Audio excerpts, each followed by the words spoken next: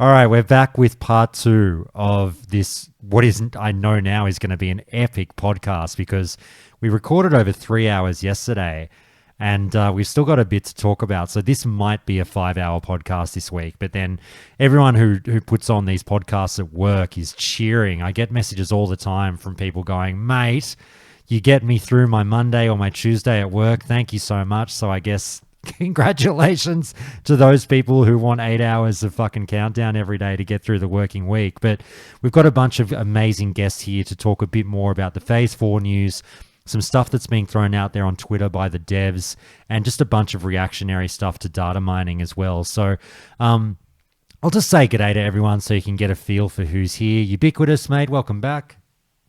Hello. Great to have you, mate. Manny, welcome back. Thank you.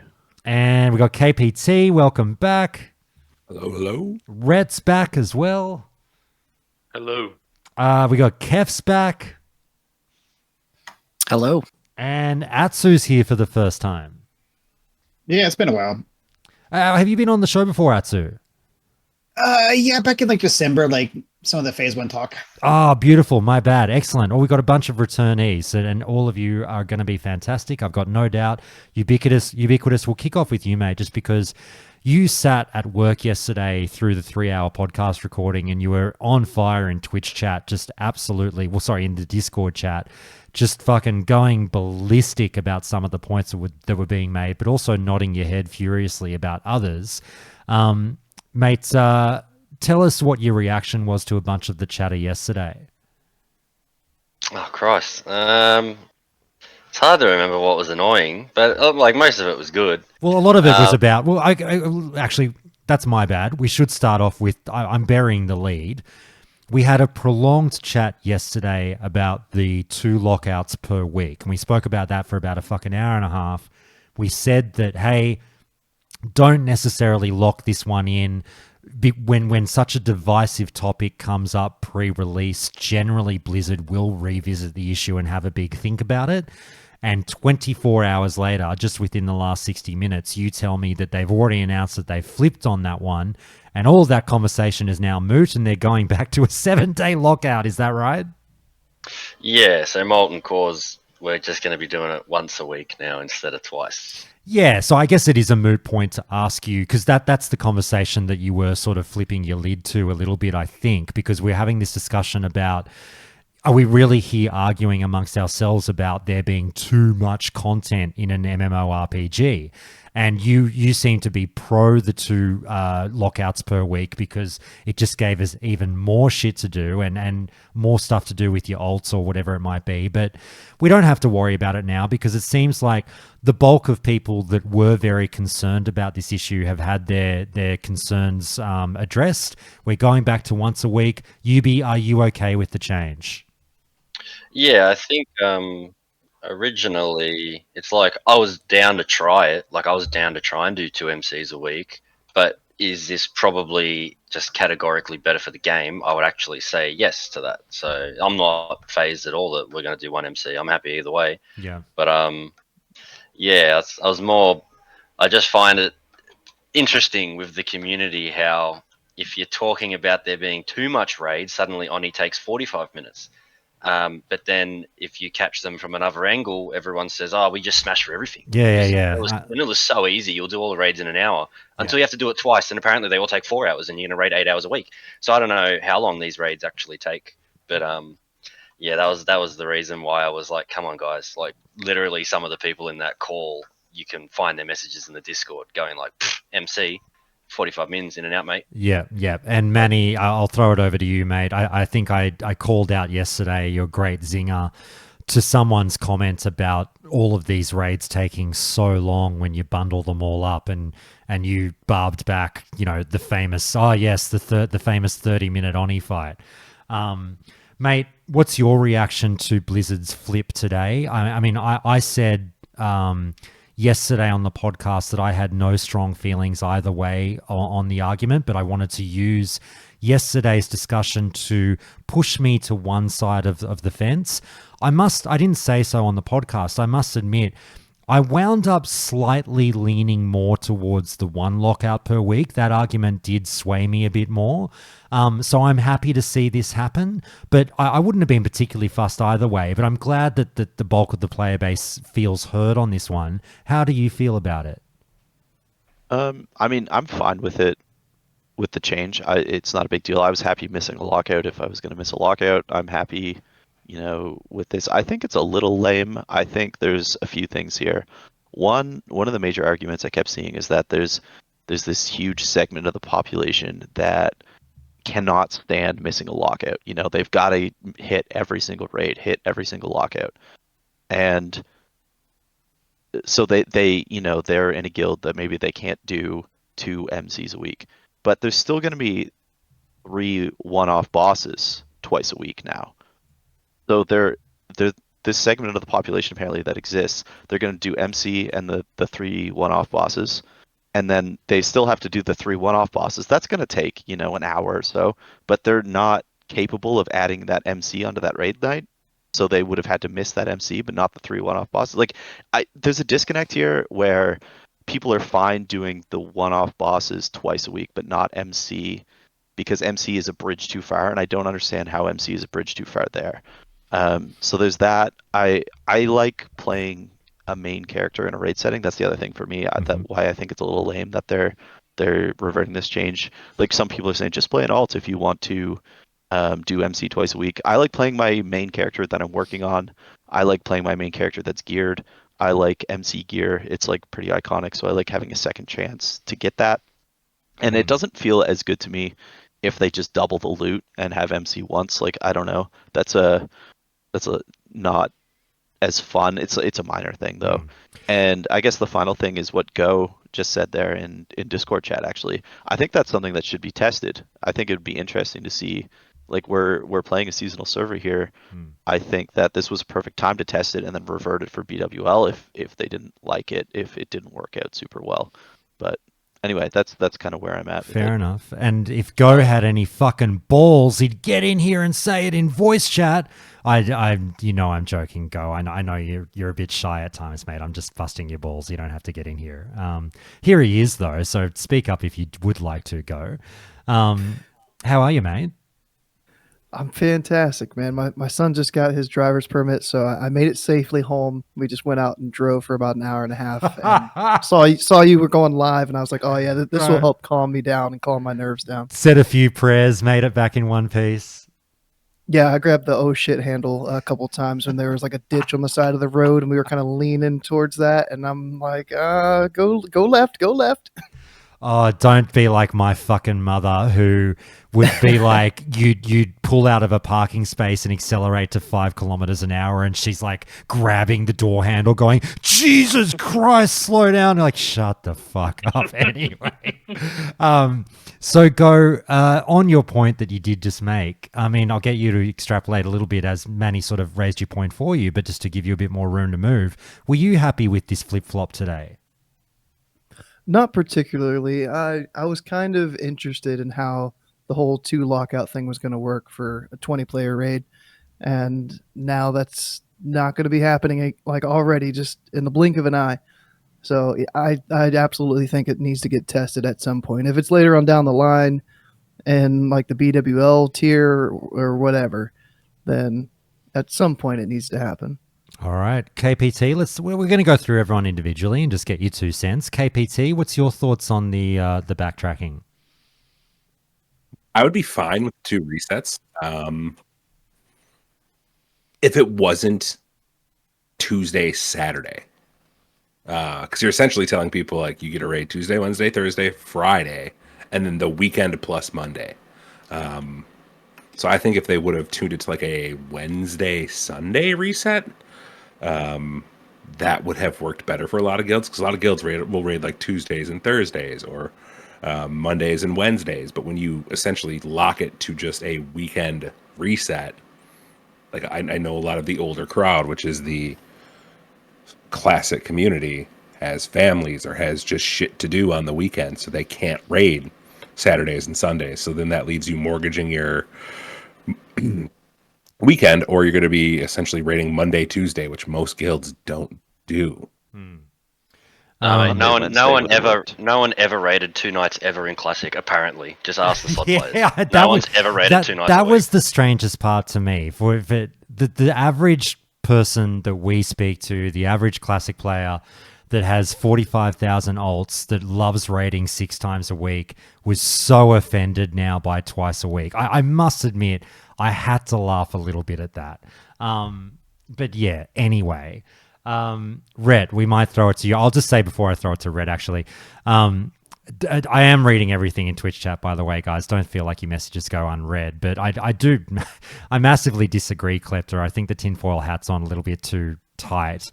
With the like, hey man, they're just getting us to do it once a week because it leads to longer subs, man. It's like, but they literally just said yesterday they wanted twice a week, like, and then they had to kind of somewhat embarrassingly publicly flip flop on their own design choice. So I'm not really buying what you're selling there on the grand conspiracy, but I do understand why you might think that. Rhett, let me throw it over to you, mate, for your thoughts on this change of pace. I'm indifferent. Just for the record, I cleared Nax for 5 months, and we were a two a night a week guild. We did 3 tiers on Wednesdays, and then we did the rest of it on Saturday. I'm indifferent. I prefer the one night. It's just easier for me to get one night of free time to do stuff versus 2 nights. I'm kind of like what KBT said. It's kind of hard to do stuff consistently on the weekends when I just have, adult chores that you got to do. But I'm kind of just neutral. I wasn't gonna throw a hissy fit if we had the raid twice a week. I was just gonna make it work, and if you can't make it work, then so be it. All right, Atsu. I'm fine with the change back. I was kind of excited to get to double dip MC as a feral and get my hand to rag faster. But once a week is good. I think looking down the future, if that was going to be their model, when you started having more than one raid resetting twice a week, it was going to be a lot to juggle. So I think for the longevity of SOD and lack of burning people out, especially if you have alts, having the main raids be on a single week is probably better in the long run when you're going to have ZG, world bosses, and potentially other new content coming in that might reset on different timelines. But I think the main raids, when you're trying to stack 2 Blackwing layers and 2 MCs a week, when that comes out, like 4 raids on lockouts, where some guilds might have to take more than one night to clear it. So now you're looking at 3 to 4 nights of raiding just to get your lockouts in. I think they would be a lot for people. So I think the 1 week as a design going like for the future of the game is probably the better decision for the big ones. Manny, isn't that cute? He thinks he's getting Hand of Rag over the Shaman. Oh no, I'm a feral main now too. Feral Cryo That's right. on hand of rag. No, I don't. There's other I'm- weapons Did for you see- shamans. Did you see the fire cat model that was data mined today? no. I did. People speculating that maybe that's what your cat form looks like if you've got hand of rag equipped. Ooh, that will be cool. It looks I spicy. joke. I realize it is probably Feral Prio now. Well, I no, just it's gotta whichever class. fight my bear. It's whichever class I'm on when it drops Prio. So we'll see. Very good. Kev, how about you, mate? Round us out. What were your thoughts on the flip flop? I kind of prefer once a week because I was planning to go back to rogue tanking for this phase. And if it was going to be 2 resets a week, then it's a lot more important that I show up for every raid if I'm taking a tank slot. So it allows me to play a little more relaxed 1 reset. Okay.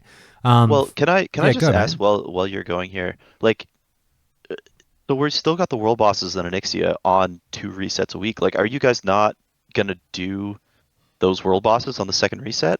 Like, if you're gonna be doing those as well, it's not much more of a stretch to add Molten Core on top of that. That's where I'm kind of getting lost in this. It is when you consider travel time. You're going to be going from what? Badlands to That's Yeah, but like when we raided in Classic for 5 years, 2 nights a week, generally speaking, every ad I've seen for guilds in Discords and everything, you're looking at like 2.5 to like 4 hour raid times. Like you're gonna have plenty of time to get all that done. Like doing would 3 not be world that. bosses is going to leave you plenty of time to do Molten Core. And anyway, I'm just like people saying like, I like some people like it because now they can take it a little more relaxed. They can only show up to 1 reset a week. Well, then what is your guild doing for the world bosses for that second reset? Are they just skipping those? Because the argument initially was that there's this huge segment of the population that cannot stand missing any lockouts of anything. Well, you're probably still doing it, but the 3 world bosses might take you an hour as opposed to 2 to 3 hours. And on that alternate night, you might have schedule conflicts. So I think they're just looking at the post-COVID reality of the situation. Your consumer base is older. Your consumer base has real life, and a lot of people have gone back to regular jobs. They may not be able to raid during the week or on the weekends, for that amount of time. Well, either way, we've got an answer now, so everyone can suck it up. You're raiding once a week, or at least per character. So that's what's coming in the next phase. I think this will be received mostly positively. People were pretty upset about the announcement, so I think a lot of people will now sheath the pitchforks and torches and just get ready to sink their teeth into the rest of the news rather than the bits that triggered them. Now they can now go and focus on their dungeon currency issues and whatever. Like Ubiquitous, we didn't get your take on that, mate. Hit us. I was going to say, I think they should implement, like, I can just lock myself out for 4 weeks, but I get 4 times more loot, then I can only raid once a month. How good's that? They should just bring that in. You can bring it up to maybe 8 weeks. Let me lock out for 8 weeks, and I get 8 times loot in one run. I'll get 4 Perdition Blades off 1 rag kill. On the dungeon currency, I think it's good. Like, I don't think it's all that bad. It reminds me a lot of, Phase 1... Wrath, where you did world tours kind of every day and shit. And it's pretty fun zipping around, smashing dungeons out. It's the best part of vanilla. I haven't found a player that doesn't like the getting your cape of the Black Baron and shit, unless it took you 100 runs and you got PTSD. But it's always the best part of the game. Dungeons are amazing. They're phenomenal. I can't wait to heal some. I'm trying to get a PvP and a PvE character set up and ready for Phase 4. The Hunter PvP character is good to go. He's 50. He's ready at the starting gate. And I'm working on a healing character now to get ready as well. And I'm really looking forward to some dungeon runs. So, with all that said, I guess we should talk about some stuff that we haven't talked about yet. Guys, I was remiss yesterday to not raise the very cheeky point about the 11th boss in MC. I'm going to open this one up to the table. We're all mates at the pub. Let's have a bit of fun. What did you guys think of this news? Like, I hate to be the guy, like, to toot my own horn, but like talking with my guild, like, I called it 2-3 months ago. Because I mean, if you think about it, any instance that we have a raid that we have ran, they have added at least one additional boss. I think it'll be interesting. I hope it's like a unique summonable boss where you kind of have to figure out how to be able to fight the boss. It's only summonable if everyone in your raid has Exalted with Hydraxian. That, or like, no one in your raid has world buffs. Great. You can now summon this boss. Right. Oh, how about you other guys? Everyone fucking shot their load. They were like, oh, 11th boss, how cool. Is it, new dungeon, new boss? I think it's, like he says, it falls in line with what happened before, but it's always fun and cool. Like, it's flabbergasting to me to see how much work seems to have gone into Phase 4. Like, I get the impression that they've been working on Phase 4 this whole time while working on the other phases as well. Yeah, this is kind of what I think a lot of people were the most excited about when they announced SOD, is like new encounters, new dungeons, new stuff in the existing world. The rune stuff, the class abilities, like that's nice because it brings, a little bit of a mix up. But primarily when people talk about Classic Plus or what they were excited about from the announcement, it was that there's this thought of new content within the framework of vanilla, and that's what this boss projects to be. That's what like the new dungeon hopefully feels like as well. It's got a high standard to live up to with the max level 5-mans that we have. But this is why there was so much hype for Sod initially, I think. I'm shocked that anyone possibly didn't think that Phase 4 was going to be absolutely packed to the rafters compared to the other phases. They clearly don't work in manufacturing or something, where you just go like, look at your investment of time to develop something that we're going to enjoy at level 25 for a month, and then it's in the bin forever. Like, barely even remember what we're out doing in the zones at 25, because you're not trapped there for long enough. It's not worth investing a shitload of development, new dungeons and shit. Like, I'm just glad that we've got a raid each phase, and even that, like, in hindsight, is kind of impressive. But if someone didn't think that Phase 4 was going to be bigger than every other phase combined, which from what we've seen is, I think they need a slap on the head, to be honest. So I was just thinking about where this boss could possibly be at in Molten Core, and I feel like it's going to be our first boss, like that big open room. Like as soon as you clear that first little thin hallway, where all the dogs and big giants are. Oh, sat like at. the we should call it like 5 ways or something. What is it? 3 ways. Well, there we go. We call it 3 ways. Isn't there 3 different entrances into that circle? Yeah. 3 ways. You're right. There we go. We've got the new nickname coined here on Countdown to Classic. I'm My hoping it's model looks pretty good. I'm hoping it's a real spanner in the works. Like, I always think back to Destiny. I played a fair bit of that when the raids came out, and like, shit would literally be hidden in the raid where 3 people would have to stand on particular things, and then some door would open, and you'd be like, well, fuck, how long did it take for anyone to find this out? But I don't know, make the boss in lava, in one of the lava pits, and you have to fight him while in lava the entire time, and you got to wear fire resist gear or something for it. Like, that'd be something different other than just another mannequin to go beat for loot. That sounds awful. That's why you're not a game designer.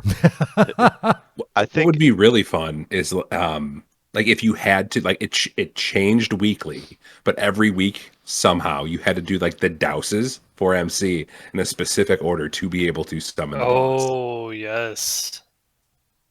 Yeah, like a particular numerical order changes what you get, like, once he's summoned. But Yeah, I mean, like, I don't that'd be think it'll really be neat. that well developed. I think it's just going to be another fucking mob standing in some corner of a cavern, and that's it. I think thematically it has to be a boss where you kill him, and then the following boss spawns immediately and puts your whole raid in combat. Shazra's area where you've already killed Magmadar, so you don't have that wandering dog again. Right? Yeah. No, it has to be something that spawns far too quickly and then never gets fixed for the rest of the phase. Yeah, immediately puts you in combat. Yeah. Yeah. But going back to somebody's earlier comment, they didn't add an extra raid boss in BFD. They actually took one away with Sarakas. I thought the Murloc was summoned, or the Murloc. Murloc was there in regular classic. The first Hydraxis, boss. yeah, or not Hydraxis, whatever his name is. The Duke water Hydraxis was a summonable guy for your quest. The Globe of Water. But was he a boss though? Yeah, he was a boss. I mean, he was an elite. He wasn't like he dropped. Yeah, he just dropped. He was like a summonable. Elite. Yeah, but He wasn't a it's boss, what you did but- for your blue Yeah. outlaw saber and everything. So technically, he's a boss. Oh, there's a horde only. Okay, that's why I don't remember him. Yes. Oh yeah. Yeah. Do you they haven't alluded to any sort of scaling, like in terms of base difficulty? Like, is heat level 1 just literally going to be copy and paste MC with this extra boss? Yeah, I have a feeling it's going to be like Psalm MC. So I believe in Psalm they had the 10% health, 10% damage increase. So I have a that'll feeling be a that's the fucking base that'll be a level. fucking joke this time with SOD DPS. If they if the most basic level of MC, the bosses don't have just like 50% more health, they're gonna die in like 17 seconds. Yeah, Yeah, the especially- Unless the tuning is that it's the same and now we're just 20 manning, like that alone, like you're halving your raids DPS and shit, or even more so. We also could have do mechanics also. Yeah. Well, yeah, So what they've that's done good. with Temple, I imagine everything's going to be more mechanic driven to bring it in line with how retail plays. You can't just ignore that. You've actually got to do this. Oh, sorry, Mandalore. You found yourself home from the gym. I should have brought you in earlier. All good, dude. I don't know if I'm being pessimistic, but I'll be surprised if they give us anything more than the SOM MC bosses. Like, if we rock up and fucking Lucy's got more than the spells than we're expecting, I'll fucking eat my headset. I don't think they'll all have 5 new abilities like the raids that we've been getting so far. But can we talk about the part that I'm most excited about, which is, I mentioned this yesterday, but I don't feel like we're giving it enough fucking attention. Over 1,000 new items or redesigned items for Season of Discovery Phase 4. Guys, one of the things coming into Season of Discovery that, we talked about on Countdown almost a year ago now, or over a year ago, I should say, was shaking up the meta and having loot tables just be completely jumbled up like a jigsaw puzzle, so nobody knows what's best anymore, and we all just go in like we did back in 2004 and have to draw up new BIS lists and have to figure it all out again. It seems to be that is somewhat going to be the case going into Phase 4, because we've got all the items that we know and love, but now we don't know whether those items still have the same stats or if new items have been created to supersede them. Everything is now up in the air, and I'm fucking here for it. What do you guys think about this in relation to, how married Classic players are generally with their back-to-front knowledge of loot tables and BIS lists? Are you here for it? Are you ready for it? Are you excited? Are you not? Who wants to jump in? Here for it all day long. Yeah, I agree. I think... Go ahead, Manny. Oh, no, go ahead. I've spoken plenty. I think it just is going to force you to also probably do different dungeons than you normally would on a character or class that you've played before. And I think, the new currency, bringing in whatever rewards those have, all these items are gonna I don't know. It's just nice to not have to go, okay, let me get my Devil Sword, let me run a couple Dire Maul tributes and get a couple rings and find my one weapon, and then I'm good to go. It's going to be nice to have to, watch YouTube after, an hour when someone's put together my BIS list and have to then go farm all the new stuff, I guess. Well, and we also don't know how the heats are going to affect that BIS list. Well, we do. It's not going to change the item. It's not going to change the item. It's only going to change the quantity of items that drop. No, I'm talking about the pre-raid, your pre-raid BIS, and what your fire resistance is going to have to be to compete at the 2 extra. Gotcha. So it could shift everything again based on what heat level you're going at. That's true. It also is affected by how much loot you get out of Molten Core. How important is pre-BIS? Farming all this loot and figuring out what your ultimate BIS is if you're just getting, like Ubiquitous said, 8 lockouts worth of loot in your one run. So you can not raid anymore because no one has time to raid. The thing that I like about this is that this is one thing where I'm avoiding as much data mining as I can. I'm looking at pretty much everything else, but I'm really excited to just go into these dungeons when we get to 60 or before 60 and just be surprised at the loot that drops. That's an amazing feeling. 100%. When you see something for the first time and go, what the fuck is that? Exactly. Yeah. That'll be really and then fun. you go, is that somebody's whose upgrade is it biggest for? Who's going to roll on it? Oh, I can't wait. And then the arguments start. Yeah, go Atsu. I'm half tempted to delete Atlas loot for the first couple of weeks, so I'm not combing through all the stuff that gets updated and stuff too. Now this is the thing. This is the thing that I'm sort of cheekily laughing at Atsu, and you other guys, I'm sure, maybe have had this moment over the last 12, 24 hours or whatever, where I'm like, I'm starting to see all these conversations about, Onslaught Girdle and, Toep. And I'm like, motherfuckers, those things will be yesterday's news, potentially. You know what I mean? Yeah. The other big thing is the bosses that you would normally skip in these dungeon runs, like Ubers. You skip 2 bosses in Ubers. Always. You skipped not if you're a fucking Chad. Sorry, keep going. So I mean, these bosses that people normally skipped because they never contained BIS loot, they might contain, best in slot for the entire phase, including Molten Core loot. Yeah, we have no idea yet. What if the new Briarwood Reed drops from one of those skipped bosses now?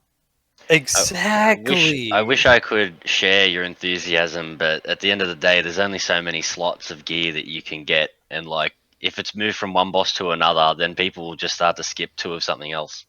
Like, you know what I mean? Like they Yeah. can make 50 pairs of shoes really good, but who gives a fuck? You're only wearing one G'day, pair, and one of mate. them is better than the rest, and that's how bad our community is.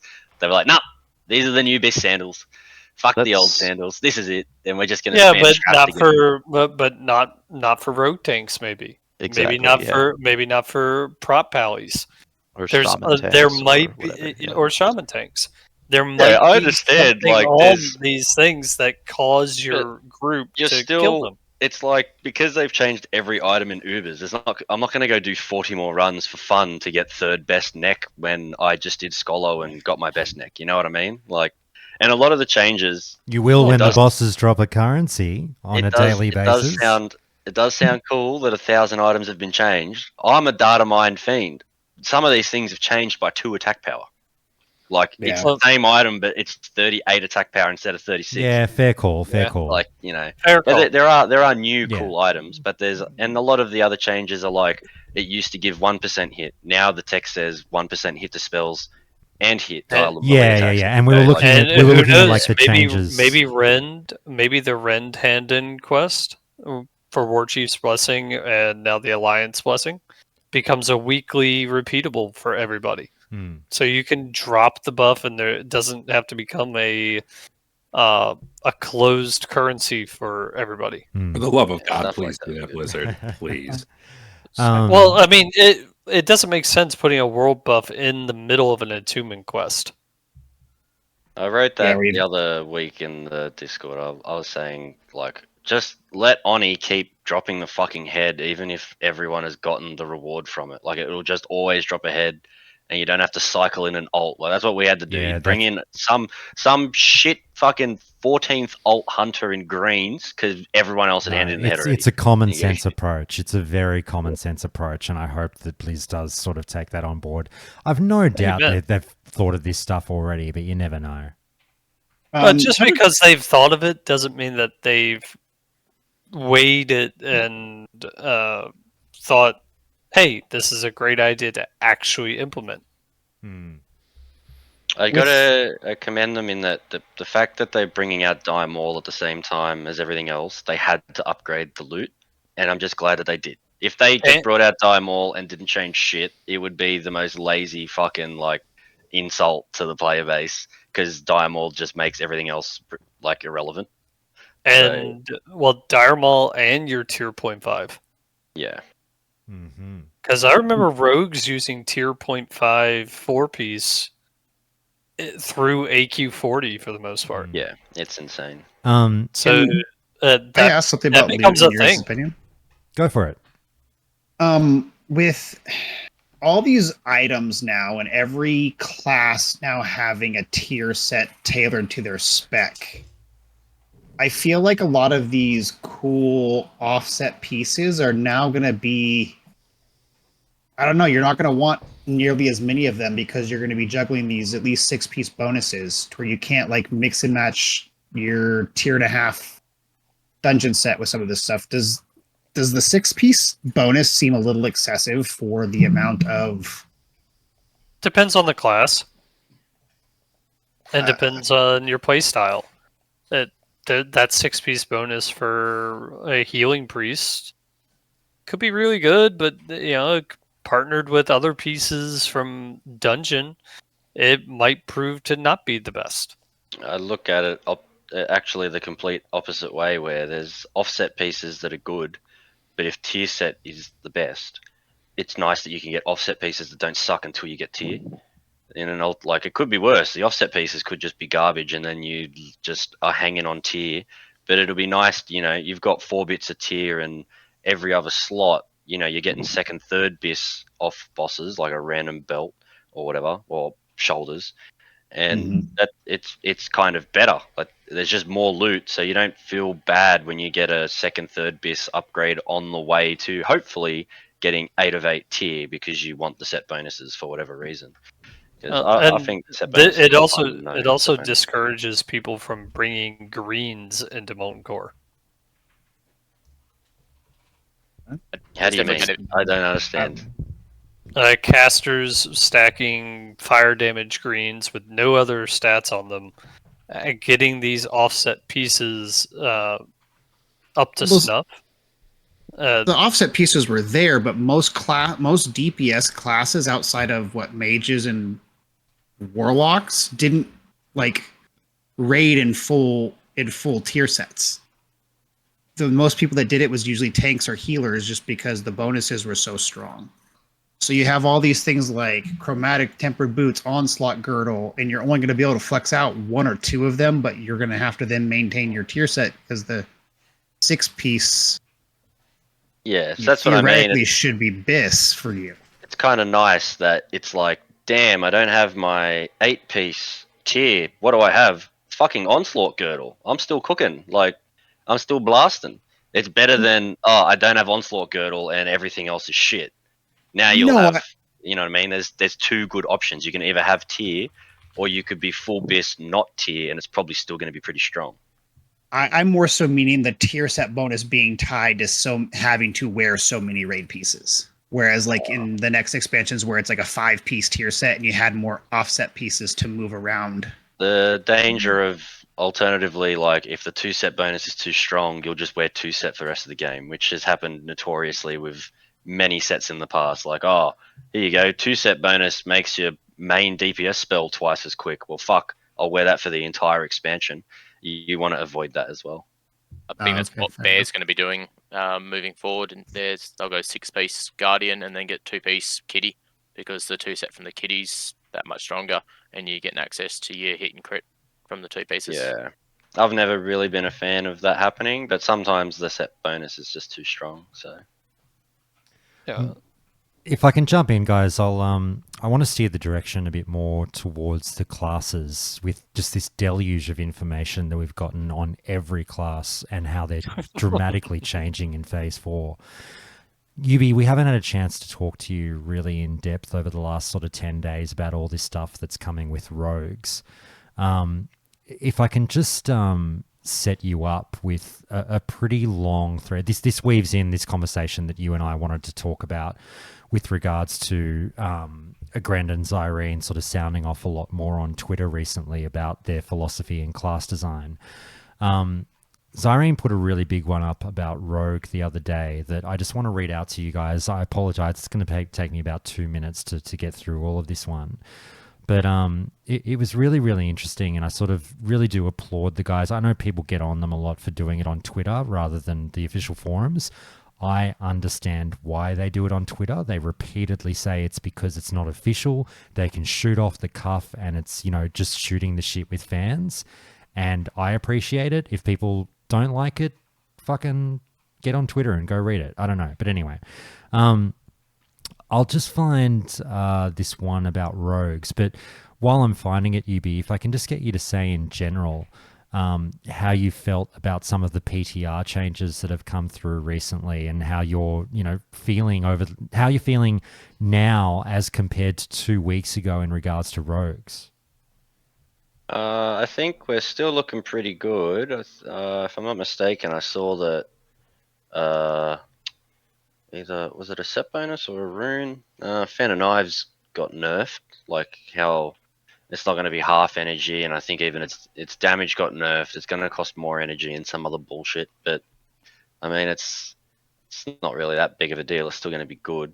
I think rogues, if Arcos listens when he wakes up tomorrow, I think rogues are just going to be too good. Yeah.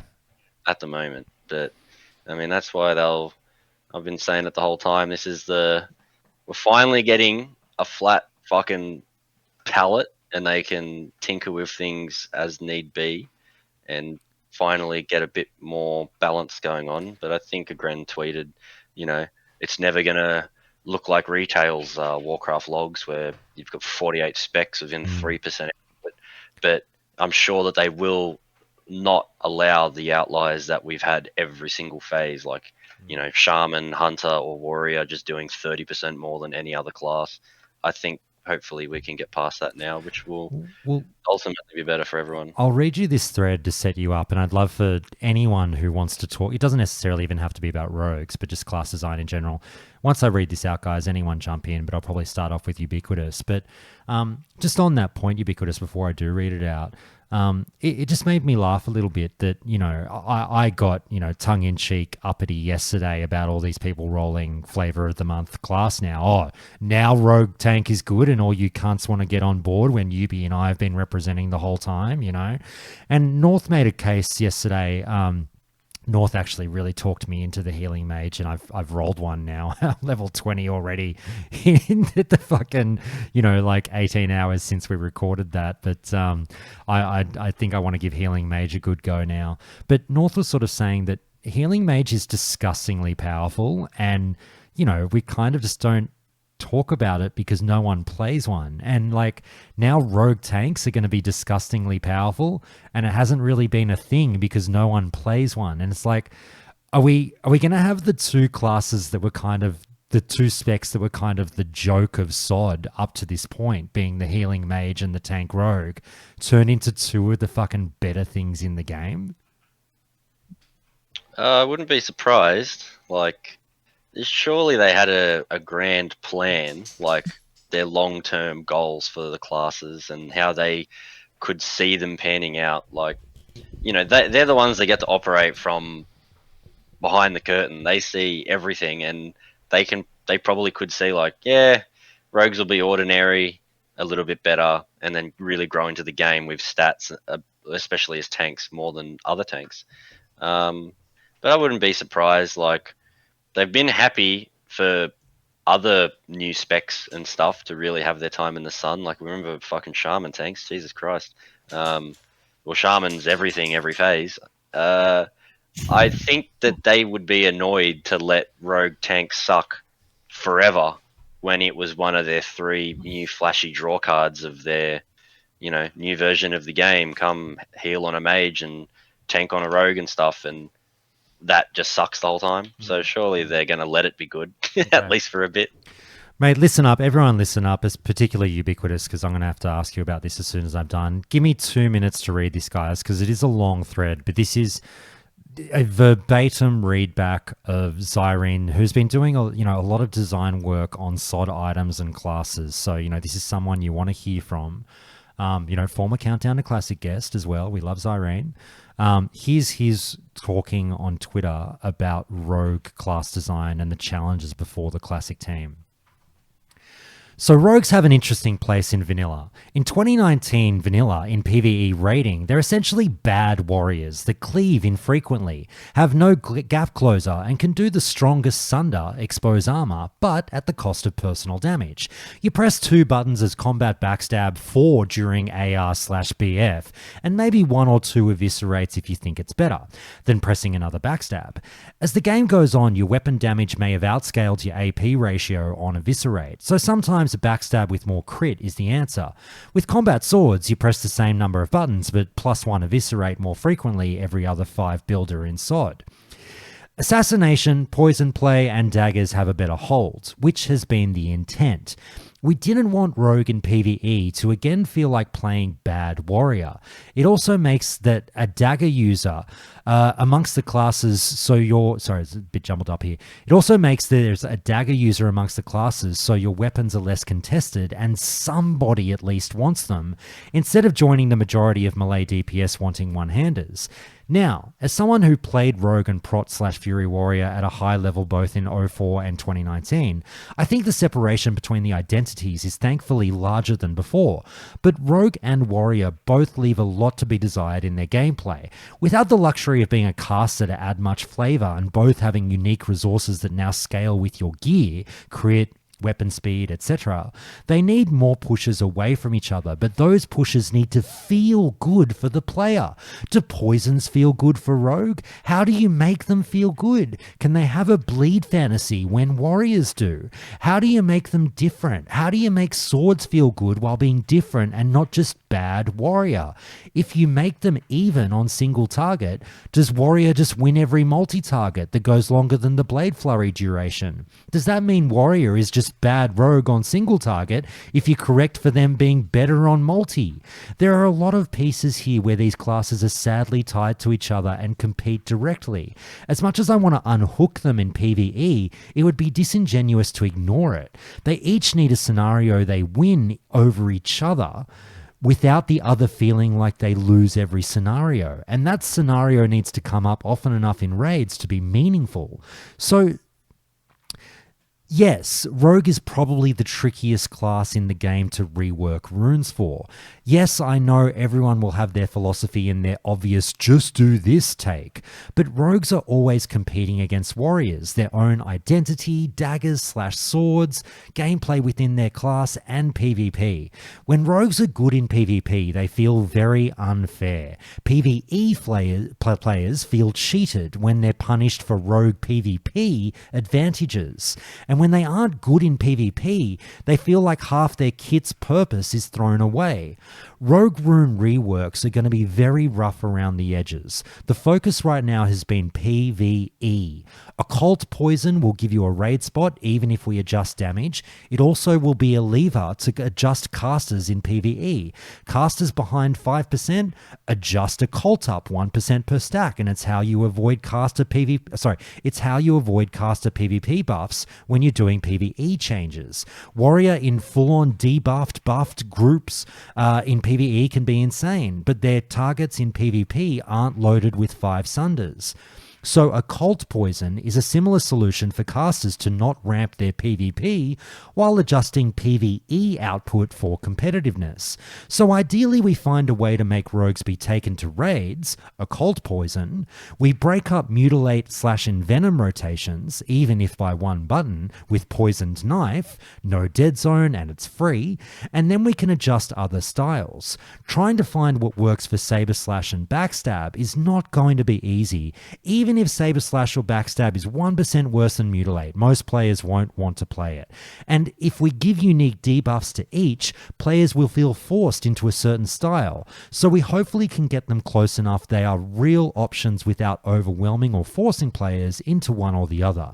The first step would be making them feel playable. So yeah, runes are on the table and being looked at. Changes to Rogue may not be as sweeping as Paladin or as fast. Rogue changes have a lot of pause to them because it always has PvP impact, and everyone's felt a Rogue stunlock them to death, even in 04 and 2019. Again, PvE players will feel it's unfair, but it doesn't mean no changes will happen. It just means with rogue changes, I try at least to be very deliberate, because stuff like Deadly Brew feels required for PvE and locks you out of anything else. But then you have the PvP player who takes between the eyes instead of Envenom, and a PvEer never does. So rogue runes are in a spot when they compete between styles, where they compete between styles, dagger versus sword, but also PvE versus PvP. So some runes are quote-unquote dead in PvE because they compete with insane things. Shiv has this problem, but it's for PvP and won't change. But it's not taken in PvP either, again, because it competes with Mutilate.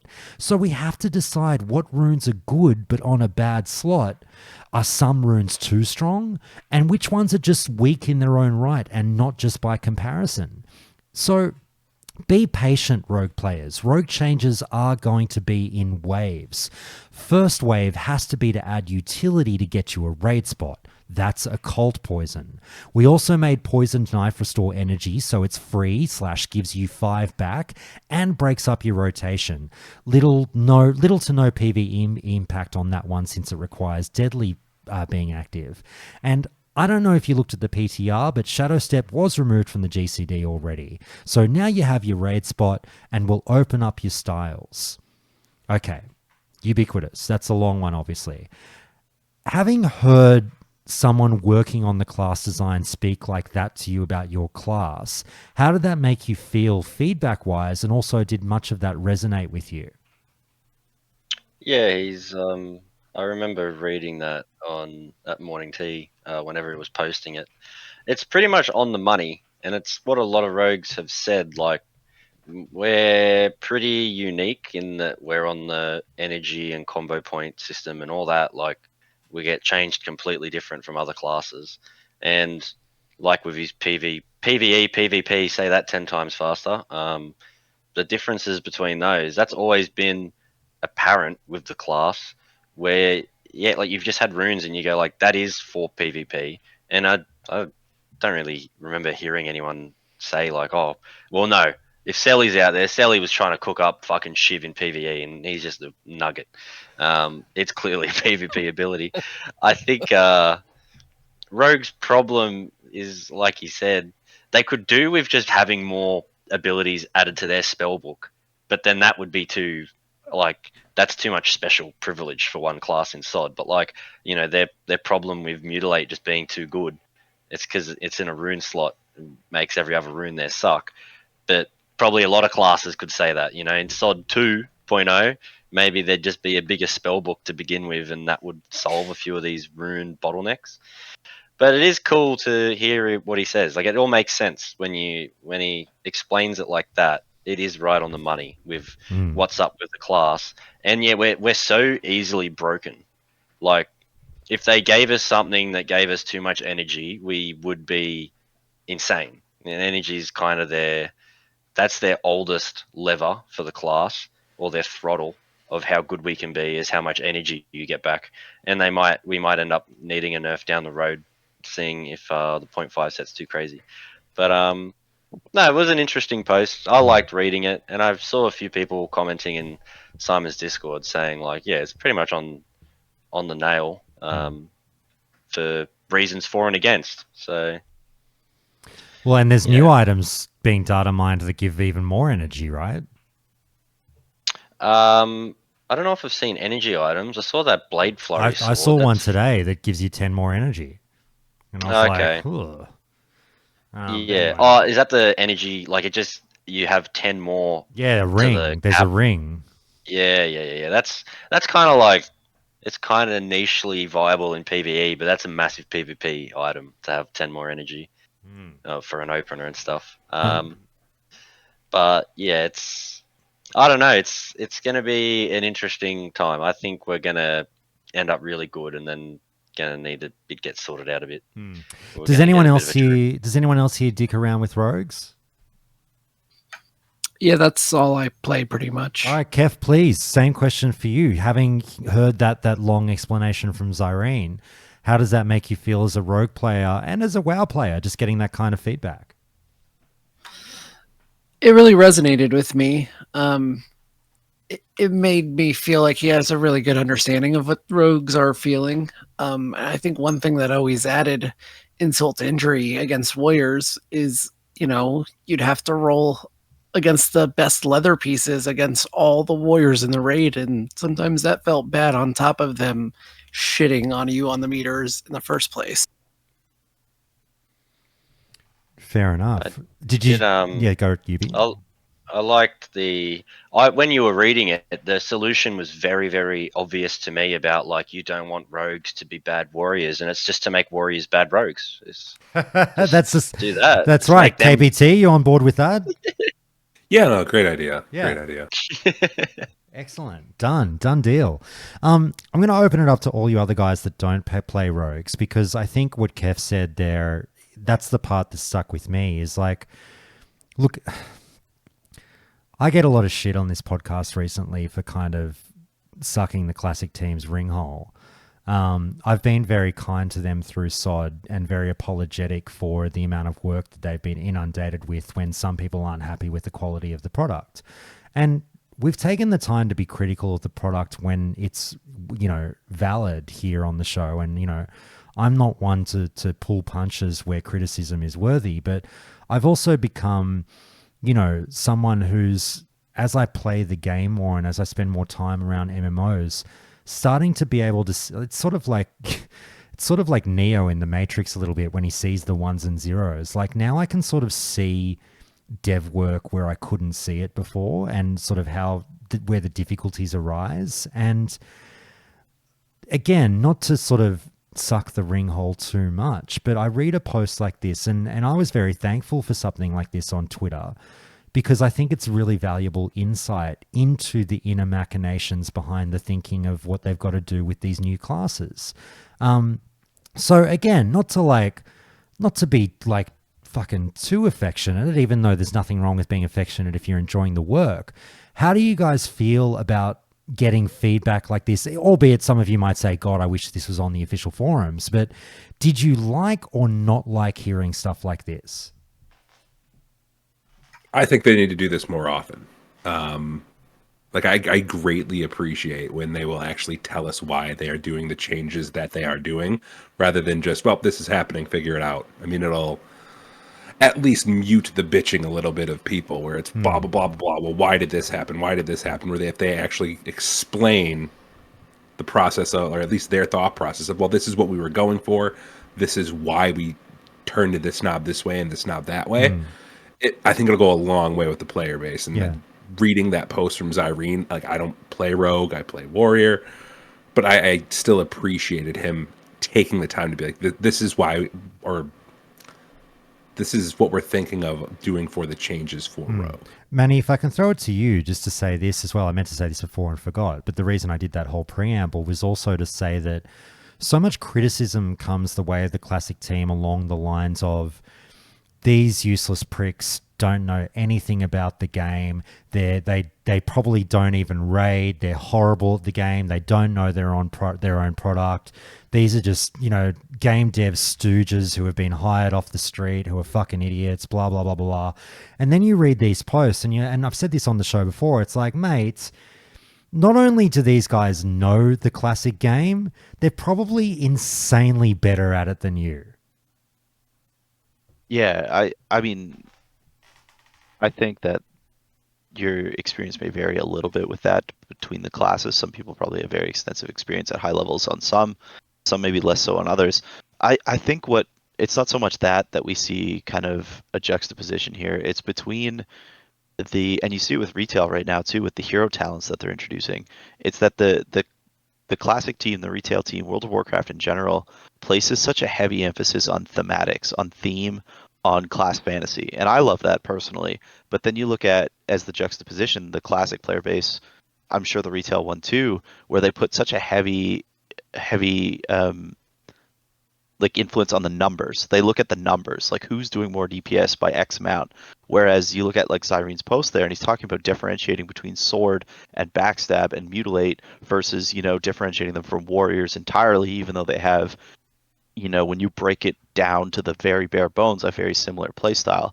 So juggling the two of those, often I feel like for the people that are so focused on numbers, makes you think these guys don't know shit. But really, they're juggling such an important, I think, in any sort of RPG, and an MMO is an RPG, like really nailing that thematic, that it feels good to play and it feels different.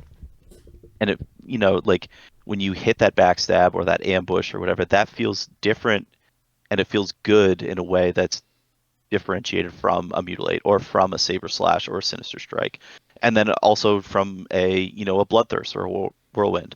So I think that's where people get caught up, the numbers versus the thematics. And that tweet, while maybe a little long-winded, I think is like a really good glimpse behind the curtain on something like that. Okay. I think yeah, go, man. I just want to add, I really appreciate the whole where dual wielding daggers, and a lot of our damage is nature damage now and stuff like that. But looking back at SOD as a whole, I can understand a lot of players are like, numbers first, theme after. Because at the end of the day, you could be like this hectic master poisoner shit, but if you're the 14th of 15 DPS specs, no one's playing it anyway, and that's just the reality of like the community these days.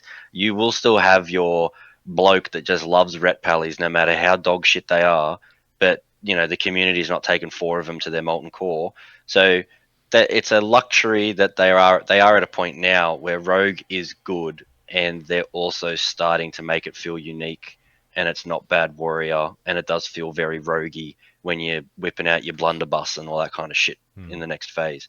So it's nice that they've finally gotten there, but kind of leaning on your, you can be critical when it's warranted. It's not like it's been this way for all of SOD, but it is looking like, Rogue's fucking, we've had a good glow up, we weren't looking good for a few phases there. It didn't feel good, didn't smell good, nothing. and now we've come out the other side, and it's kind of fine-tuned, or everything's fallen into place pretty nicely. Yeah, I mean, there's definitely been periods of a lack of communication that we've gotten on them for, but this is good to see. Look alive forwarded. I'm going to read it. We'll throw it over to Agren now, and I'll only do this one more time, just a long one from Agren, not quite as long as that last one, I don't think, but this is in relation to priests, and I'm just going to throw this one on the mix, and then we'll keep this one rolling and then change topics after. So Agren was asked on Twitter, basically about the utility of classes like priests, and this has been a thing with shadow priests looking for a bit more damage, which is going to be a sore point for someone like Wonder, who plays Boomkin and is wondering where the fuck their damage is. But here's maybe something that does involve the Boomkin as well. I'm not sure when we talk about utility, but the question was this from Lydius on Twitter, who says, what about classes that have a lot of perceived utility? And perceived is in air quotes there, or in quotation marks, I should say. At first glance, people look at Shadow Priests like we are utility gods, but once you break down all our quote-unquote utility, the only unique utility we bring is Vampiric Embrace, and many are tired of being balanced solely around Vampiric Embrace. Agrend jumps in and answers with the following, and again, just bear with me for a couple of minutes here, guys. Perceived is a key word here. To some people, the extra healing and soon-to-be mana from Vampiric Touch and Vampiric Embrace isn't needed because they are in solid, efficient guilds, and because for their groups, the content hasn't been hard enough yet. Keyword yet, to need the utility. That is their perception of the situation based on their lived experiences. However, that's not true for every group. Many groups do welcome that utility. Personally, I've never been in a raid group yet in SOD that didn't welcome a Shadow Priest, and I've run with very serious groups and very casual groups, either because it shored up a debuff weakness or because of the supplemental healing, or both. I understand that some folks want to leave the utility aspect of Shadow Priest behind, and the team is keenly aware of that desire. But at this time, that Swiss Army knife utility of the class is what they consider to be the core feature of Shadow, and that design isn't likely to change soon. What we can do, and have tried to start to address in recent PTR builds, is shore up the playstyle and make it a smoother rotation with a more interesting playstyle, which I don't think we've done a great job at addressing until recently in SOD. That's where we're likely to continue to invest our energy for Shadow Priest. That doesn't mean you'll do terrible damage, it just means that getting Shadow to the top of the damage charts is not the team's priority. We think that Shadow Priest is a great add to basically any group from a speedrun group all the way down to the most casual of dad guilds, and that aspect of the class has been mostly successful so far, but definitely not perfect.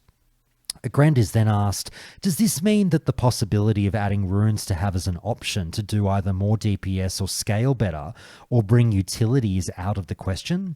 And here's his answer to that. Put simply, yes, that is very unlikely to happen.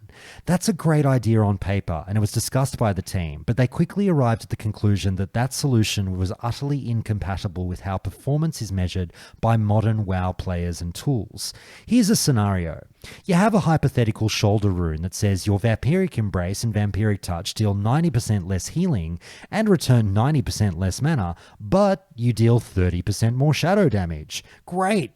You can opt out of utility for damage. So for player A, who's in a high-performing guild where the utility isn't needed, they say, great, I'm going to take that rune and do mega damage.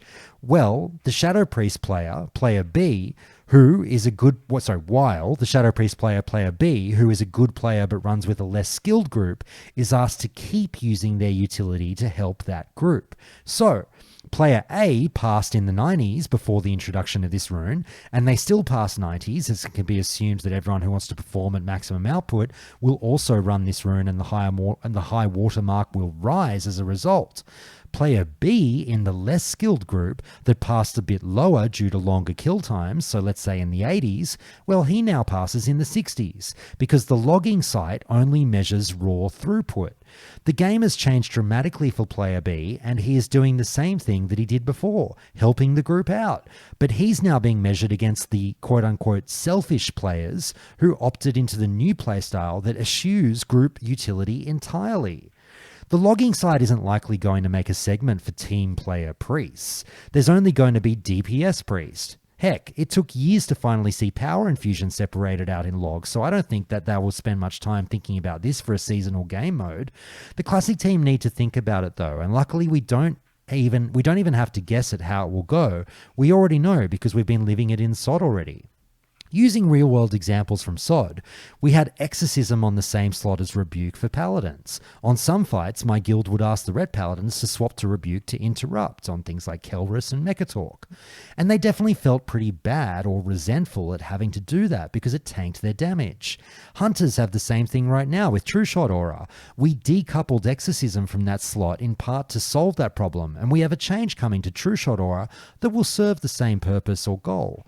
For the remainder of Season of Discovery, we want to move away from the take a personal hit to help the group model, bit by bit, because we've come to accept that players don't care for that model in Season of Discovery. So I think it would be a tall ask and pretty confusingly inconsistent for us to deliberately push Priest in that direction now. All that solution would do is breed resentment in the players who are happily playing the video game and doing it well using the tools they had to work with when measured against other players playing their class. That said, I think there's a world where we can just have both. Make priests do better damage and have their cool utility niche. If you look at PTR numbers right now, priests look pretty solid.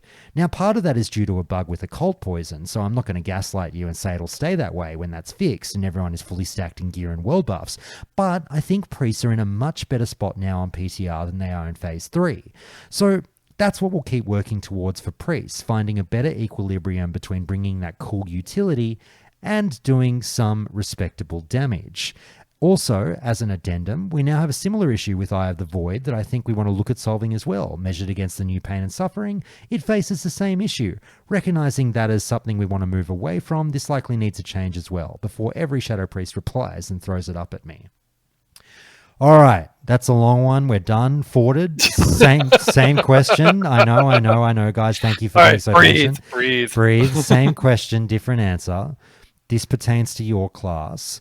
Do you, as a priest player, find that kind of feedback helpful? Did it resonate with you? And what do you think about that kind of communication in general coming from the dev team? A peek behind the curtain is always appreciated from a consumer. Whether it be a gamer or a car buyer, you always want to know why the engineers did something or why this feature was omitted. More knowledge makes a better consumer, in my opinion. That being said, I like where they're going with the Shadow Priest and giving us utility, allowing us to use Flash Heal when needed. There are going to be some oh shit moments where, a Flash Heal might save another DPS's life or might save your healer's life because your healer's healing the tank. Shit like that. That kind of stuff needs to be taken into account, and the logging site and details and Warcraft loggers, they can't really account for that because that's not the way that the game is scripted in regards to how the numbers are tracked in the meta logs. So it's not something that you can really account for. Like, I rated as a hunter in Classic, and on Nax, I was responsible for CCing 3 of the undead mobs on KT. I would rocket helm 1, and then I would be responsible for trapping 2 others. So, but that doesn't count towards my log, and I never parsed particularly high on KT, but we killed him without issue each time. I think with that kind of thing, there's always going to be a certain level of sacrifice for some people. Like if you ask a feral druid to pop out and hit a battle res, that's 2 or 3 GCDs just out the window. If you ask, a shadow priest to throw a shackle, that's a GCD gone. I mean, these kind of small sacrifices obviously aren't, parse breaking potentially, but they're still there will always be a loser at some point when it comes to having to do mechanics. If there is a mechanic that people have to step away from the fight to do. So Exactly. I think that's a little different than asking you to deliberately make a choice to not parse based off of your rune selection, which is, I think, I've suggested multiple times about sack the util to help yourself do damage, and correct me if I'm wrong. Did I interpret his words correctly? In that he's kind of saying we can't do that because it'll make logs fucked. I don't think that's a fair leg for them to stand He on. said Yeah. he said players crack the shits over their logs when having to do mechanics over their damage. But He also said it really widens the gap between the top players and the people who are more average. Or there's a towards the million bottom. other things that do that anyway. If I kill a boss in a minute and you kill it in 3, you're getting a fucking 60 anyway, regardless of what shoulder rune you had on. Like, there's too many other variables to say that this is solely the gate that stops them from being able to potentially tweak your utility for a more greedy build. And I guess this will be a hot take that I'm sure someone will get shitted off by. But I played Shadow Priest for 19 years. You play that fucking class and you don't expect to be near the top of the meter because you heal your party so much.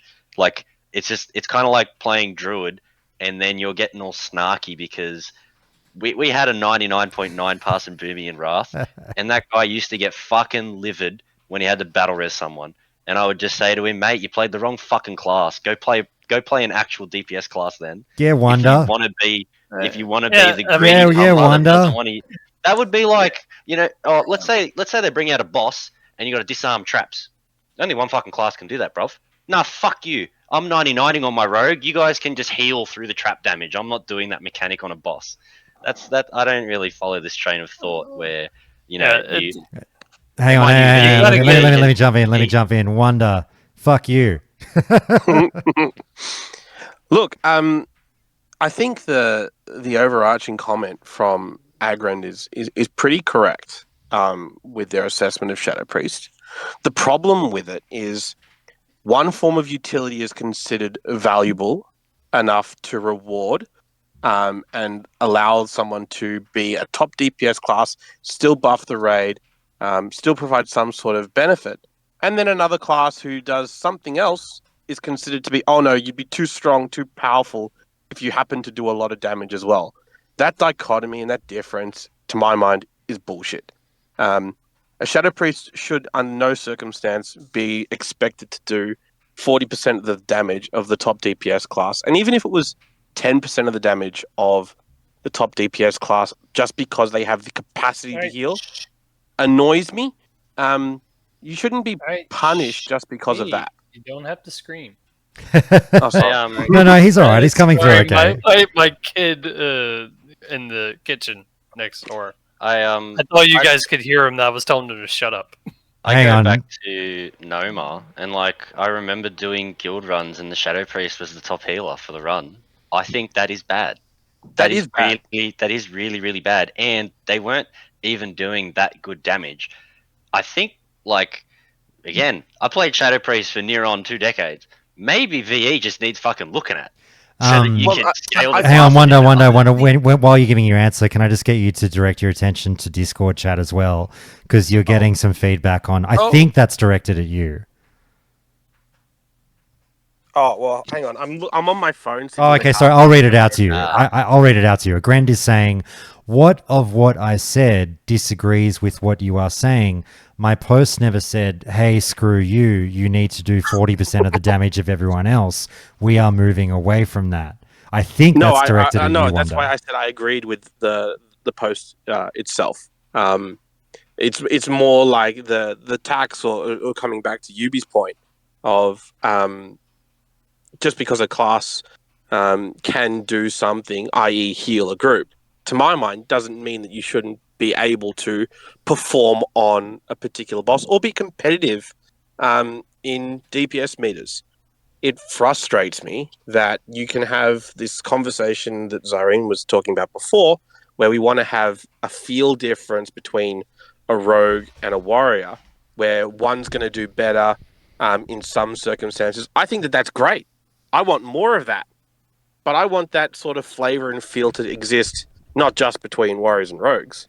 I'd want that flavor and feel to exist between the different casters as well.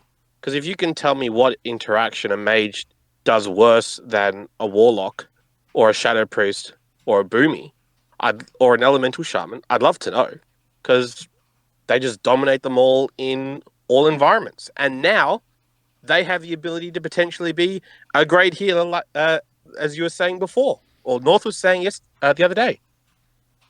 Okay. So that just seems to be inconsistent. UB then forwarded. I got some bad news for you, Wonder. Mages haven't sucked for 25 years, and it's not starting tomorrow. Yeah, I mean, look, I'd love us to have like, I'd love there to be that sort of dynamic variation. I understand it would also be extremely difficult for them to map out and create. But yeah, I feel like the punishment or the potential punishment that was given to classes in the past needs to be resolved. And look, to their credit, it definitely looks like they're moving in that direction. So I'm not going to shit on them too much. It's just frustrating when you're playing a class you want to compete, and you kind of know that you're not going to, and you're only punished because of what your class could potentially do. Fuck off, arsehole. You're not allowed to pull your punches now that he's in the room with us. I just like playing priest in TBC, for example. It's like there's a reason why we get separated into our own class passes. So like I didn't really ever care that Shadow Priest was just falling off phase after phase in TBC. Like they scaled like absolute ass. It's I don't know. Maybe I'm the outlier here. I don't think it's that bad to do. Mind you, they should not be doing half the damage. But if put like Wrath numbers on there, if Rogue's doing 10k, I don't think it's that bad that Priest did 8 when you're either like a mana battery or you're doing like you're literally an extra healer. You're like a mage healer, but with better damage because you're doing as much healing as a full healer with your DPS. And that's probably where the problem lies with them specifically as a spec, is that VE operates off damage done. So you make them do more damage, they do more healing. But they're both just scale with each other. But I don't think it's that bad. I know that that's going to upset some of them, but yeah, I don't think it's the end of the. Mind you, was it a random that tweeted at Agrend about like, oh, all we bring is VE? Yeah. Because that fella's on crack. They've been bringing fucking like 4 debuffs inside. Yeah. They're the util kings. Bro. Yeah, sorry, jump in, forwarded. Utility is what a priest is all about. We have 3 viable talent trees for various different utilities and various different specs. We are the king of utility when it comes to Vampiric Embrace, Shadow, being able to pop out. Hell, Josh, you had an entire episode dedicated back before Classic launch to the Holy Weaver, where you were a shadow weaving bot for your warlocks, but you were a holy main tree for healing. Mm-hmm. That's the definition of multi-role healing and multi-role utility. Mm-hmm. That's what a priest is good at. If you're playing a priest because you want to be the top of the damage meter, then play a class that does not have a secondary role. But what class doesn't have a secondary role? Play a freaking hunter if you want to be if you want to be strictly DPS. Sorry, Where do you sorry. draw the line of what is utility and what isn't, though, right? Like if you look at question. Fury Warriors in 2019 Classic, right? They provided a shitload of utility. If you look at the grand scheme of how a raid performs, Well, and but they did didn't the top provide damage. a shitload of utility. They What do you call provided Thunder a Armor shit- and Devil Battle Shout Shout. and Thunderclap and Battle Shout and the ability Right, to throw a but shield that- and act as an off tank and like You had warriors that press those buttons? Fucking hell. Yeah, I was going to say, you had Spoiled. DPS warriors that press those buttons? Really? Well, my warriors didn't have any of those buttons on their fucking keyboard. Yeah. Not without pitching fucking. But isn't it? Hang on, we joke, but isn't that exactly the same thing as what we are talking about before with, someone wants to opt out of using their utility so they can pump? Yeah, If that's exactly. what a warrior is doing today, why can't another class do the same thing? I'm not, on that. We're not I'm, saying that another class can't do the same thing. Well, they but keep dumping those on Shadow Priests, actually, all the warrior debuffs. that's the camp I'm in, Wonder. I'm a like- homunculi, you're referring to a homunculi. Yeah. Hang on. It actually is something that you use to do better DPS and parse as a Shadow Priest. Ubiquitous, jump in. I was just saying to Wonder, like, that's my perspective. Like, I'm cool with, you don't do VE damage, you don't do VE healing to do more damage, and like maybe that would be bad, but I don't think it would matter that much because like you have people making greedy decisions anyway on other specs, like warriors never fucking using demo shout or like. How often you got 14 DPS warriors? There's about 2 of them that would actually go into defensive stance, slap a shield on when shit got hairy. The rest of them would just press Whirlwind harder, hoping that the boss died before they did. Like, Exactly. I don't think it's that bad. Would say, "Shield me, bop me." And look, I mean, the Agron's comment before was kind of determined based on what Warcraft logs were seemingly prepared or not prepared to do. They have a whole range of tools that they've used to differentiate classes before. So for those that are familiar with bear weaving, for example, in Wrath? Before it was kind of changed so that Fairy Fire was used instead. Warcraft Lords made an adjustment so that you had to spend a certain amount of time in bear form in order to classify as a bear tank, or you'd stay as a kitty. You could do the same thing. If you cast VE as a Shadow Priest, you get put into a new category of Shadow Priest, and then they can compete against themselves. But it allows it's the Shadow automatic. Priest. It's automatic now. Almost. Yeah. All right. So that being said, you're still going up against the larger group and the larger percentage of players in other classes. You're not just competing with yourself. You're competing with yourself and your own spec for parses, but overall DPS is measured against other classes and other players. And I think that's where part of Agren's statement is, hey, you're basing a lot of your DPS numbers against mages and warlocks and other caster DPS. But then you're also looking at your parse numbers, which are against other performing Shadow Priests. It's 2 different metrics that they're trying to solve for. It's not easy, and we're not going to have a perfect solution. But this is a damn good way of and I think adjusting it. How many then Wonder? Okay. Oh, sorry. No, you go. Who was that? Sildra. Sildra, then Wonder. Go for it. Yeah, sure. And I think it's okay if they're not, doing the exact amount of DPS. The ultimate question is like, hey, is this class going to get a suitable number of raid spots? And I think when you look at, things like homunculi, especially in the first couple phases when you had like, it was the best armor debuff, and having 1, maybe 2 warriors in a raid stacking 5 sunders is just not super feasible. So, these kinds of options is like, we want a Shadow Priest. We want maybe 2 Shadow Priests if, there are multiple phases in an encounter, and we want VE and all these things. I think that safely they get and demand enough raid slots that, like, if they're a couple, DPS less, it isn't, the end of the world. And they are still competing against each other in the parses, which is kind of like, hey, if I want, fulfillment, I can compare myself to other Shadow Priests. Right. Yeah. Again, I agree with you. It's just people look at raw DPS output, and then they also look at parses. It's 2 different metrics. I think whatever the devs decide to do is you just got to reinforce one or the other. You're either going to reinforce the ability for someone to do overall DPS and be competitive, or you're going to reinforce the utility that a class can provide. Now, to my mind, they've been pretty clear that Shadow Priest is going to focus on providing more utility to the raid. And look, I'm all for that. That's a clear intention. That's a clear statement. So I can get behind that.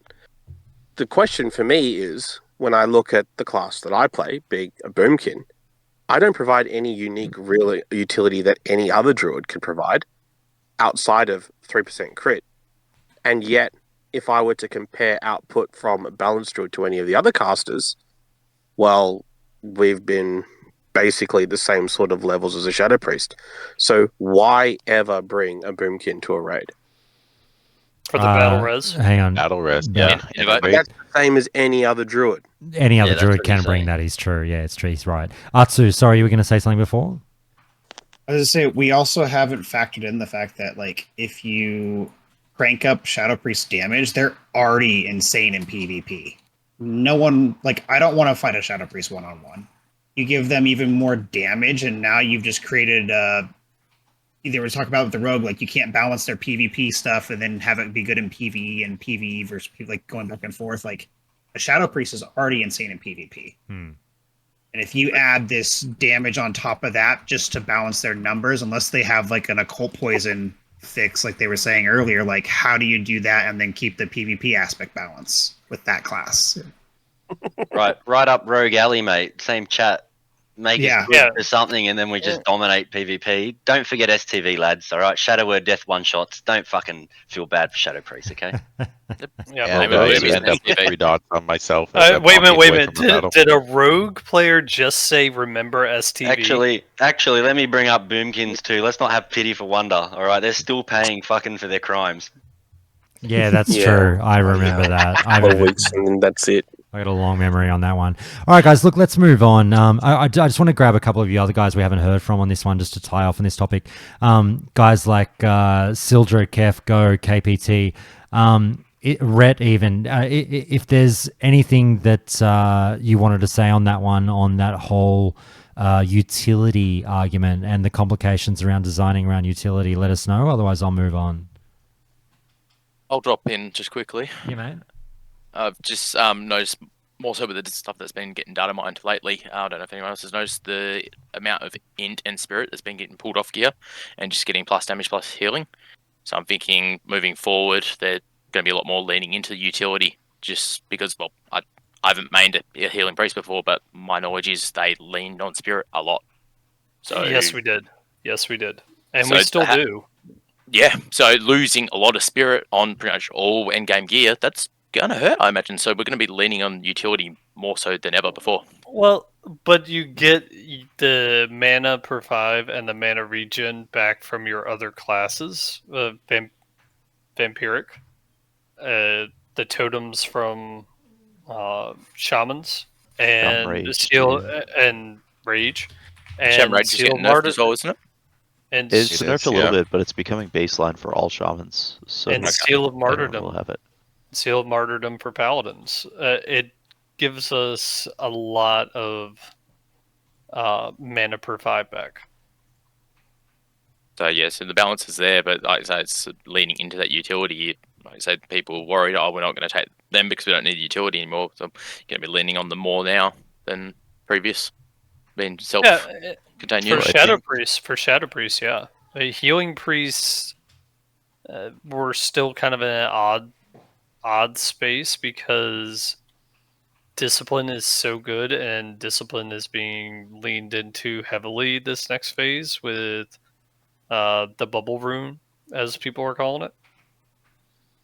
So yeah, Shadow Priest utility over damage. Guys, does anyone here play Warlock? Nope. Yep. Okay. Yeah, Yep. who's Warlock that? tank. Mandalore? Okay. Mate, just real quick if you can. Do you mind if I ask you to cover off on the latest PTR changes for Warlock? I'll just read them very quickly out to you, not in full, but basically, Soul Siphon, now your Drain Soul's going to be doing its damage once every second rather than once every 3 seconds on the tick. And What else now? Soul Siphon's also going to cause Drain Soul to now have a chance to trigger Nightfall if the Warlock has that talent learned. The Shadow Flame rune that was coming in has been redesigned. It's now got a 2-second cast single target ability that burns the enemy for Shadow Flame damage and then an additional amount of Shadow Flame damage over 15 seconds. Shadow Flame triggers and benefits from all effects that modify or interact with the Immolate or with Affliction, Destruction, Fire, or Shadow spells, but only one of Immolate, Unstable Affliction, or Shadow Flame per Warlock can be active on any target. Also, Backdraft no longer now consumes the Immolate damage over time debuff. What were your thoughts on seeing these, mate? If you want to play Affliction, play a Shadow Priest. That's pretty much it. The Backdraft rune change is nice. It's a lot of the complaining was having to cast your Immolate into Backdraft and then having to recast it straight away to get things ticking over. I'm a Warlock tank main, so I don't do too much in that space, the DPS for my group.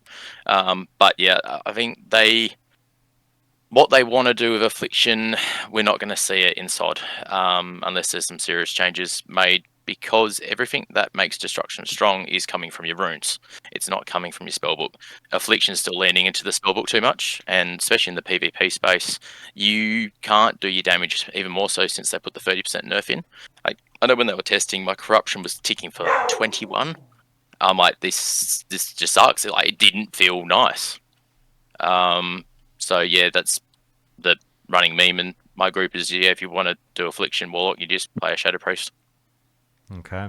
The Drain Soul changes are nice though, don't you reckon? It's nice. I don't know if it's enough to try and bring the spec online. Okay. Time will tell. So the more testing the PTR. But I think you bring it into your rotation, but it's not enough. Obviously, you running what's the rune that does like Invocation, like throws out the instant damage if you refresh one of your dots. Compared to a Shadow Priest now that you can do, was it Mind Blast, Mind Seer, refreshes whatever dot's about to drop off.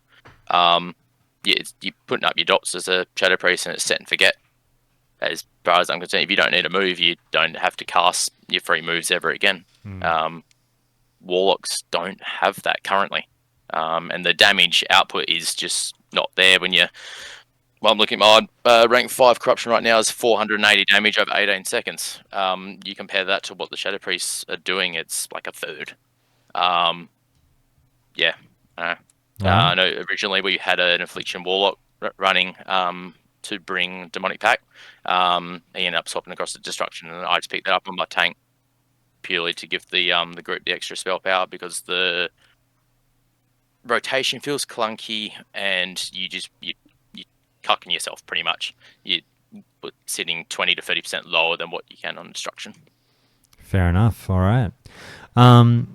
Guys, I think I'll leave Hunter for next week just because it was such a significant class overhaul, particularly in terms of the Malay Hunter, that I feel like it probably needs a bit more time and devotion. I don't think any of you guys even play Hunter, so I might leave that for something to talk about next week.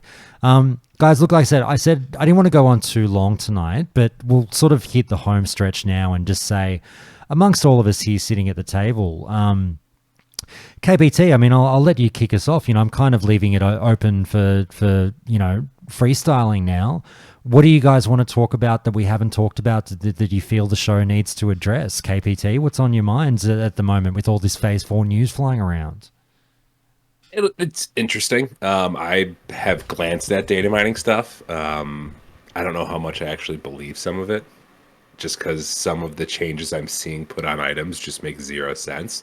But it is good to see Blizzard coming out with a new dungeon, a new boss in MC, reverting the raid change, because, I mean, that basically shows they listen to the community, which they have their hand on the pulse. But subtle warrior changes, subtle ruin changes that I could get into, but it's, 20 DPS, so why bother?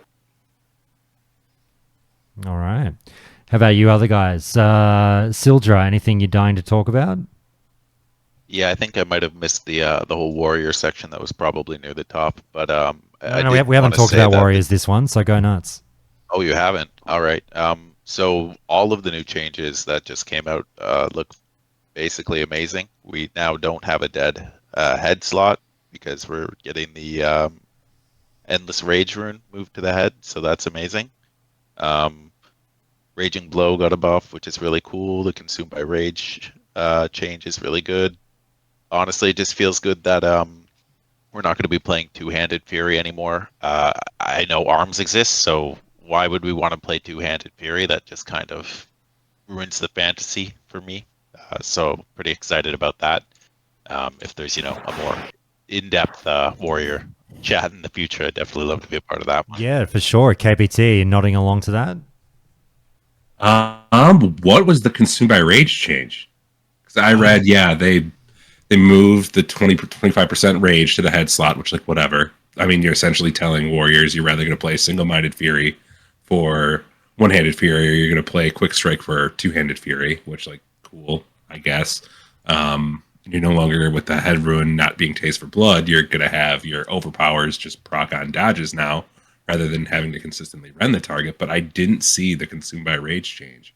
I don't think you would even ever really switch to Berserker stance or to battle stance for the overpowers, at least as it stands now.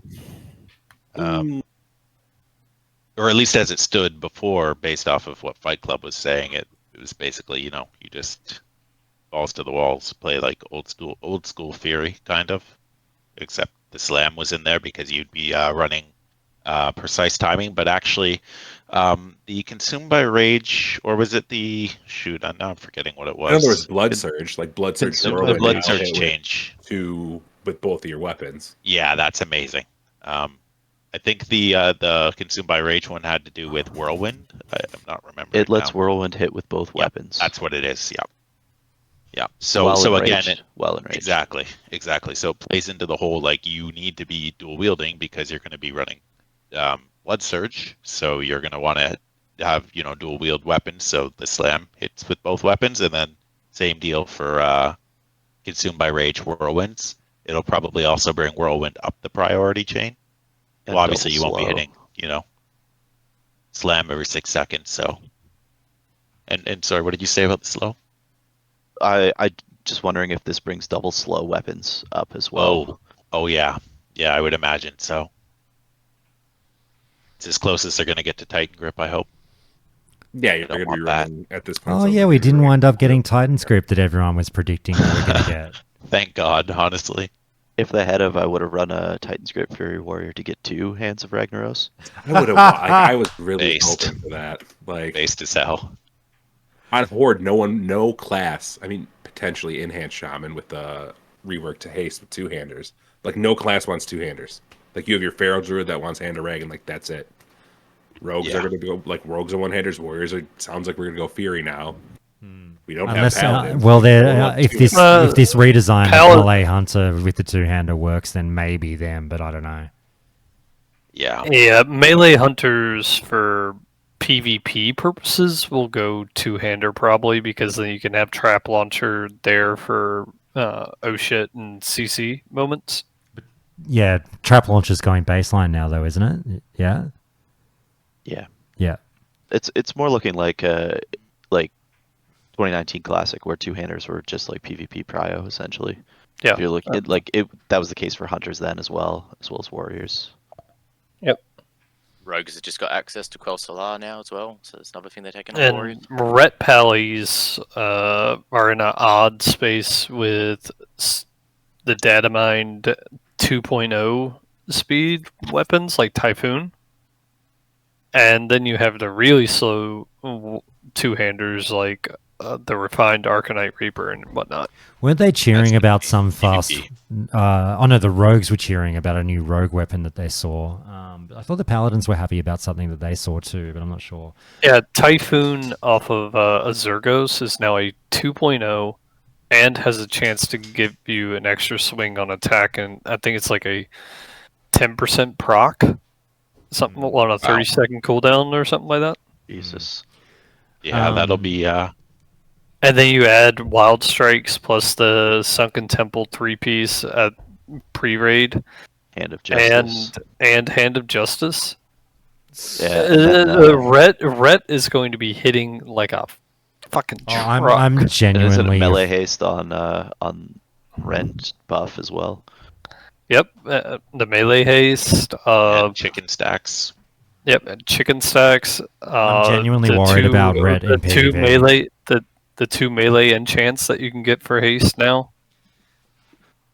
I'm It's really probably going to be worried about hilarious reds in them doing PvP. the Onyxia attunement for Alliance, where you get the martial buff, where it gives you like an insane amount of melee haste too, with the Yeah. 2.0 speed. That's going to be bonkers. Yeah, so the two-handers have a place. It's just it's not for everybody. Well, not really for Horde. I mean, it's Yeah, Paladin. not really for Horde. I thought they were trying to do away with the machine gun playstyle of Rat. I For maybe I read that exorcism, somewhere, yeah. Maybe I heard. Yeah. So I don't. Is that still going to be the play that they want the super fast weapon? Is it just going to be so good because it has the extra attack and can proc all of their, Exactly. The extra attack and the fact that it can proc everything is probably what's going to put it over? make Yeah. make it so desirable. At least for pre-raid.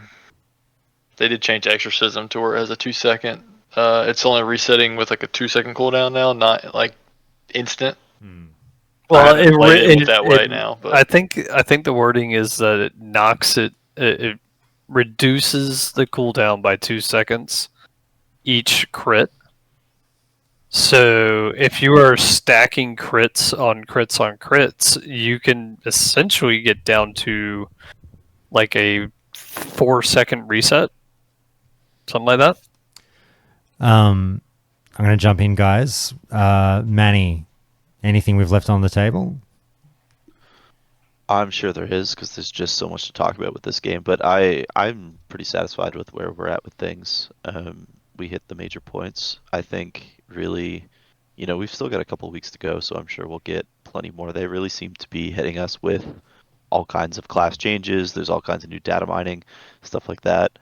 I just hope they keep the cadence. Like Ubiquitous was saying earlier, I think the biggest thing is like we're gonna hit 60, and that's gonna be you're gonna have your full talents, you're gonna have your full runes. That's where I hope they keep pouring time into the class adjustments. It's nice to see them on the PTR right now with hypotheticals, with sims, with stuff like that. That's excellent. I love all that, but it'll really I feel like they really need to make sure that they're hitting those kind of like weekly or bi-weekly adjustments.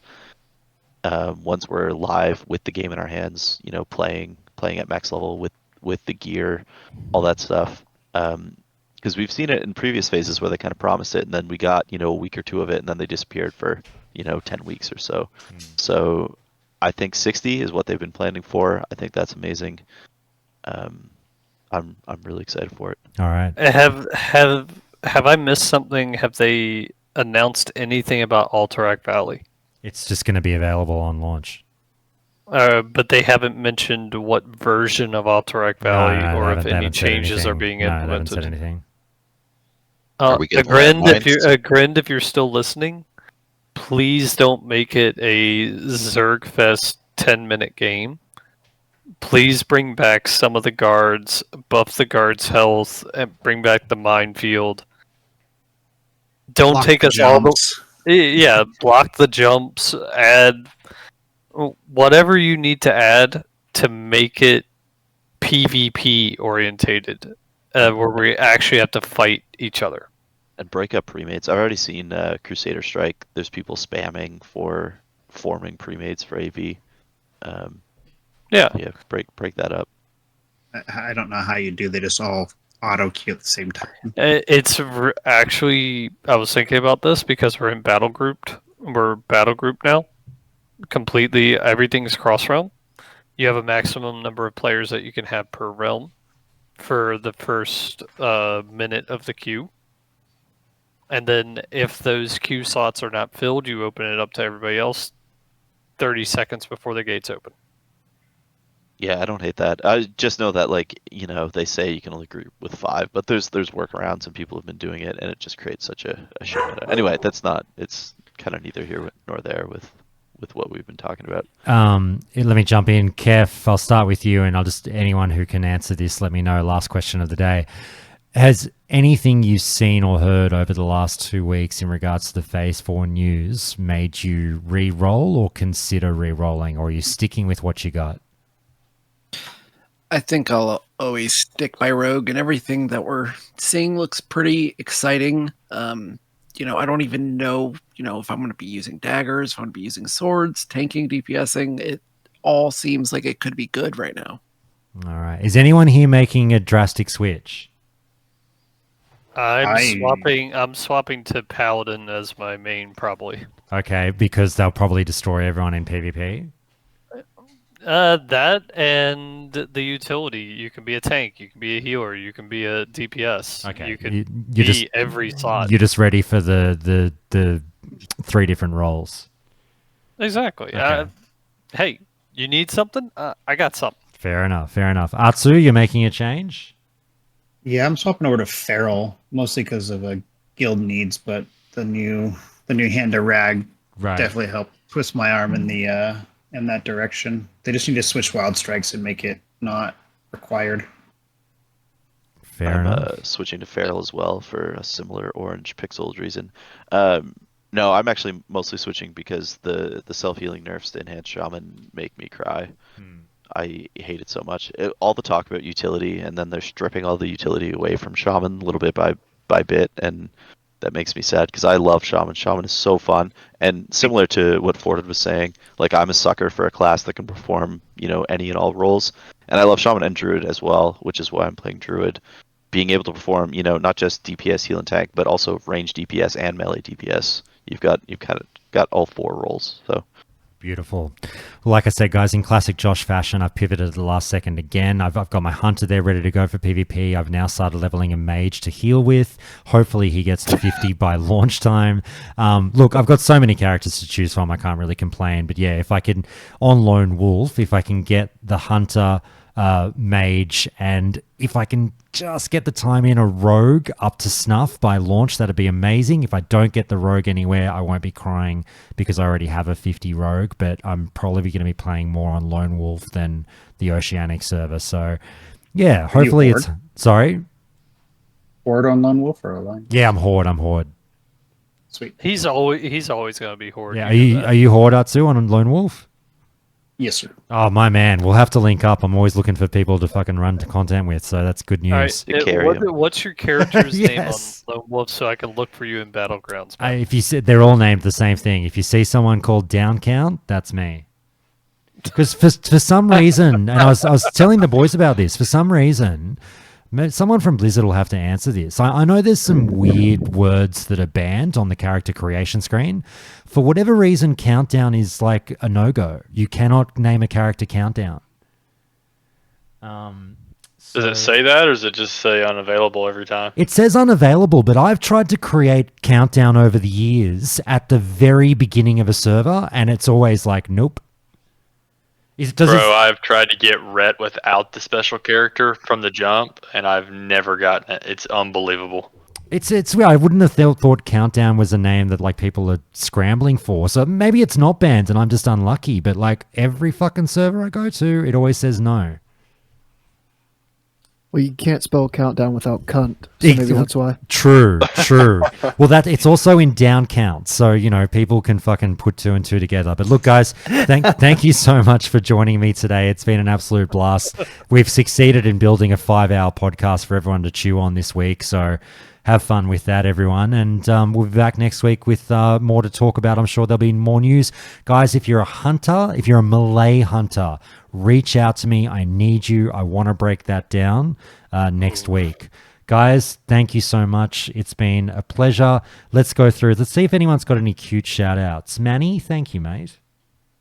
I don't have any shout-outs, but thank you. Hopefully people aren't sick of hearing my voice over the past 5 hours. Never. Podcasting. And our 1-hour podcast about Bronny is coming soon as well. Oh, yeah. That's Patreon content, I'm sure. Absolutely. KBT, mate, thank you so much.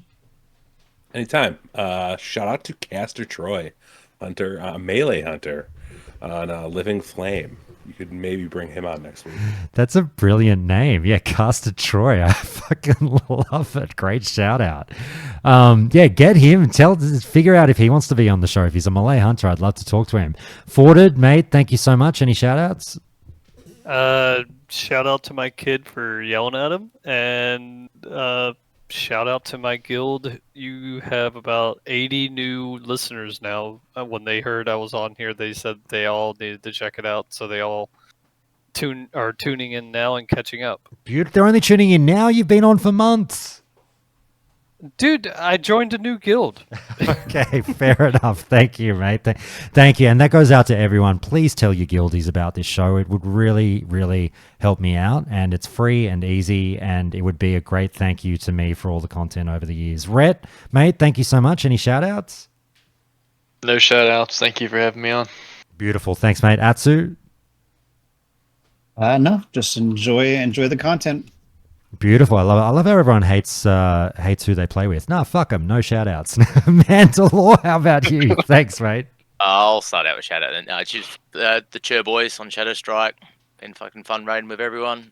Still enjoying the Oceanic service, even when some cunt decides to leave us. But yep, I know. Right. Yeah, the prick here who's trying to fucking send them down the toilet, apparently. Yeah. That's it. Yeah, someone's going to do it. Exactly. Kef, mate. All good. Kef, thank you so much, mate. Shout out to Swamp on Crusader Strike. Beautiful, beautiful. And Sildra, thank you so much again. Yeah, thanks for having me. My shout out's going to be to Arcos for being based to sell. You'd always bring in the most real the real takes. I like him. He's a very polarizing figure, old Arcos, isn't he? Some people love him, some people hate him, but he's a great addition to the show. Go, mate, sweetheart, last but not least. Thank you so much. Yeah, I'll sum it up with tongue in the dev's hole a little bit and say thank you for allowing PTR finally in the final phase. I've been wanting PTR all of SOD, and it's been great to be able to get on there and test some DPS, test some new runes and stuff like that. And I feel like Balanced Druid is in a pretty solid spot going into phase 4. I was doing some pretty solid damage on that test work boss, and I didn't realize that S-Priest were a little bit bugged and we're doing a little bit extra damage, so that makes me feel a little bit better. I've been destroying people on PvP, so I can't wait for the service to go live in less than 2 weeks. Beautiful. Somewhere in the world, Wonder just had an aneurysm and he doesn't know why, but I love hearing it. Thank you so much, mate. All right, boys, we will catch you later. Thanks, guys. I really appreciate that. I've got to go off and fucking have some lunch, and I got to play some Final Fantasy because launch was last night of the new expansion. What are you playing there? Like 6 different classes as well? No, actually, I'm weirdly very different in Final Fantasy. I just stick to the one class. I play a white mage, a healer. Are you top 1% there? Oh, no. You link your logs to Arcos. Top 0.1%. Are you kidding me? No, I'm handy. Hunk and I were decent little healers in that game. We were the Bash Brothers of healing for our little group of friends. But no, it's good stuff. It'll be about 100 hours worth of story I probably got to get through, and you got to start now, and just something to do in between, quiet moments with SOD.